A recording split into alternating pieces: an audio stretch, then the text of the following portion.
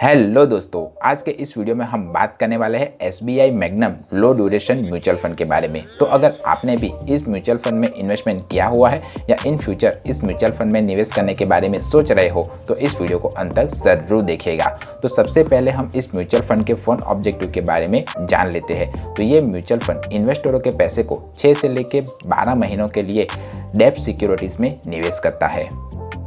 तो इस हिसाब से देखें तो ये एक डेब्ट म्यूचुअल फंड माना जाएगा। अब हम इस म्यूचुअल फंड के पास्ट रिटर्न्स के बारे में जानें तो इसने 1 साल में 3.7% का, 3 साल में 5.3% का, 5 साल में 6.3% का और ऑल ओवर 7.4% का रिटर्न्स अपने इन्वेस्टरों को लाकर दिया हुआ है। इसने अपने कैटेगरी एवरेज को हर बार बीट किया हुआ है और जो म्यूचुअल फंड अपने कैटेगरी एवरेज के बेंच मार्क से अच्छा परफॉर्म कर रहा है वो मेरे हिसाब से एक अच्छा म्यूचुअल फंड माना जाएगा। तो अगर आपने भी इस म्यूचुअल फंड में निवेश किया हुआ है तो मुझे कमेंट करके बताइए कि ये म्यूचुअल फंड आपको कैसा रिटर्न्स लाकर दे रहा है। मेरे व्यूअर्स को हेल्प हो जाएगी।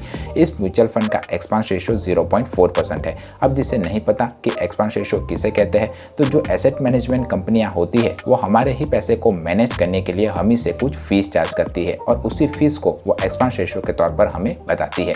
तो जितना ज़्यादा एक्सपेंस रेशियो होगा उतना ही कम इन्वेस्टरों को प्रॉफिट होगा। तो जब कभी भी आप किसी भी म्यूचुअल फंड को चुने तब एक्सपेंस रेशियो के क्राइटेरिया को जरूर ध्यान रखें। इस म्यूचुअल फंड का एग्जिट लॉस 0% है और ये mutual fund asset under management यानी कि जो पैसा मैनेज करता है उसकी अमाउंट है 8,938 करोड़ रुपीस, जो मेरे हिसाब से काफ़ी बड़ी अमाउंट मानी जाएगी।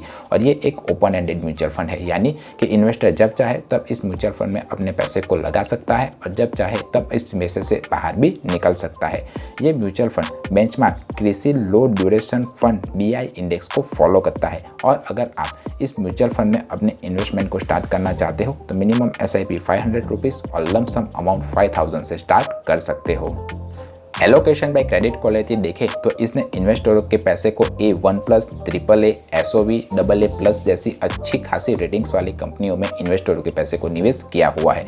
टॉप होल्डिंग्स देखें तो इसने Vedanta limited, RBI, government of India, Cholamandalam investment and finance corporative bank में इन्वेस्टरों के पैसे को निवेश किया हुआ है। एलोकेशन बाय इंस्ट्रूमेंट देखें तो इसने commercial paper, debenture, state development loans और रेपो में इन्वेस्टरों के पैसे को निवेश किया हुआ है। रिस्कोमीटर में आप देख ही सकते हो कि अगर आप इस म्यूचुअल फंड में निवेश करते हो तो ये एक moderately high risk mutual fund माना जाएगा, यानी कि दूसरे इक्विटी म्यूचुअल फंड की तुलना में थोड़ा कम रिस्की म्यूचुअल फंड माना जाएगा।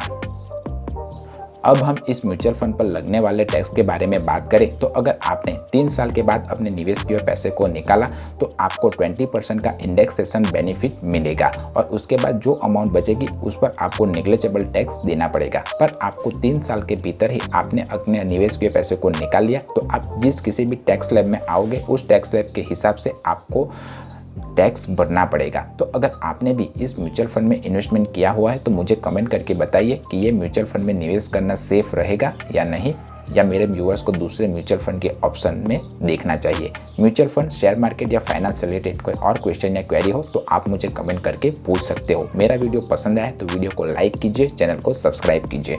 मिलते हैं अगले वीडियो में, तब तक के लिए बाय बाय।